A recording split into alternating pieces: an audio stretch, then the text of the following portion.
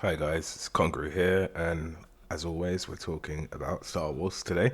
Today, we're talking about the news that Palpatine was a clone.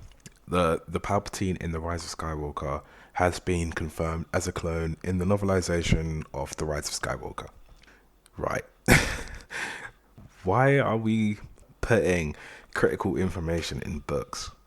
Not to mention in a book that came out a couple of months after the movie came out. This is the novelization of a film, right? We get it 2 months down the line. Yeah. Like it just smells of just sort of redoing it. They probably held the book back to put critical things in that they didn't put in the movie to try and appease fans, right? And that's pretty silly. That's pretty silly. So let's talk into more detail about the clone and why it doesn't make sense, right? So first of all, why is the clone so old? Have you actually thought of that? Why did Palpatine clone himself to an extra old body, right? I think some of the reasoning that's going behind this, or should I say theories, I'm not sure if it's been confirmed from Disney just yet. But they're talking about maybe the dark side corrupted the clone body and made him frail like that. But then that doesn't explain why he can, like, I mean, his force power seems pretty good in the Rise of Skywalker.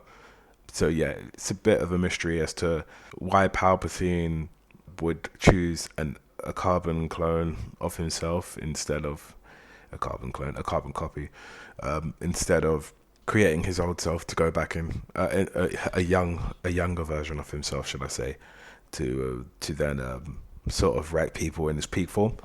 And also another critical point is why can this be explained in the movie? Like you would expect that the movie could just cover this. It could maybe hint at something, maybe a couple of lines, one or a couple of lines, yeah, just to explain that Palpatine is a clone. The scene in the Rise of Skywalker, I think a guy does say, oh, he must have done some ancient Sith cloning technique or something like that, but it's not actually explained how he survived at the end of episode 6. If he did survive at the end of episode 6, or he just cloned himself before he died. There's so many questions that come up just from this one like piece of exposition that it's very hard. It's just more questions basically. The novel just asks more questions than anything.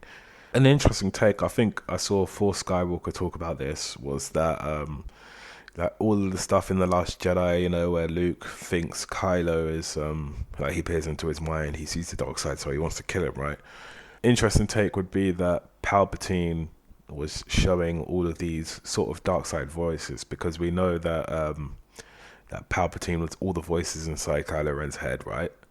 So maybe Palpatine actually used when Luke peered into Kylo's mind, it might have been Palpatine's mind, basically, or Palpatine projected some of these thoughts to corrupt Luke.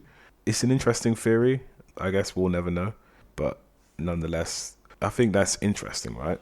Another thing about Palpatine would be for this to actually make any sort of sense. Like Palpatine must have knew everything. He must have foresaw everything, right? So he must have seen that he was unable to beat Luke. He had to be creative. He had to find a way, and he basically corrupted Luke into believing the Jedi to be wrong and all of that stuff. And Luke exiled himself. This was the perfect time for Palpatine to rise to power. And yeah, he comes back as soon as Luke's dead, sort of thing. So yeah, I mean, I think I'm giving too much credit to Disney there. Like, yeah, I'm definitely giving too much props to Disney there. This whole thing just reeks of not being planned, right? I just don't. It's not believable to me that this was the plan, or this was the end game plan for Star Wars, to have information in a book but not in a film. Like that really, really is silly. And I would just like to point out, I love novels, right? I love reading novels. I love reading Star Wars novels, mostly. I have no problem with reading information from books or anything like that. Like, there's a lot of exposition in the Aftermath trilogy of novels, where obviously Palpatine is sending Imperial ships and stuff to the Outer Rim. Again, which shows sort of maybe like hints towards Palpatine's return, right? It hints towards Exegol. But when you have a trilogy and you are leaving critical information out, and then you release it in the novelization of your last film, what, 2 months down the line from the release of the film, there's something wrong there. There's something wrong there. It's just not planning. It's just not planning correctly, right? That is a big problem for me. So what else can we think about with Palpatine being a clone? Like, what's stupid about it, right? Well, not stupid. Trying to make sense of the situations, right? So Snoke, why does Snoke look the way he is? I know that they're botched experiments and stuff like that, but it's just never explained, is it? Snoke's origin. Apparently, first he was an ancient sort of Sith user, an ancient Force user, and now he's dead. That's about it. That's really about it. What else? So, why did Palpatine need Rey? I'm guessing he was trying to do an essence transfer or something like that to put his spirit into another body's. Why did he need Rey? Why couldn't he just clone himself again like he has done? Like, he is a clone after all already. Why don't he just clone himself? Like, it's a really it's a really silly one. But yeah, I also just remembered, I think there's a quote that says that something about Palpatine's immense power is the reason why a clone body can't hold his spirit. So basically, the dark side power corrupts, and like, as I mentioned before, and I just think, again, that's a cop out. He was able to absorb the force powers of Kylo Ren and Rey to realize that they were a force dyad and all that stuff. So, like, I just don't understand. I don't understand the reasoning to even bringing Palpatine back, let alone calling him a clone, basically.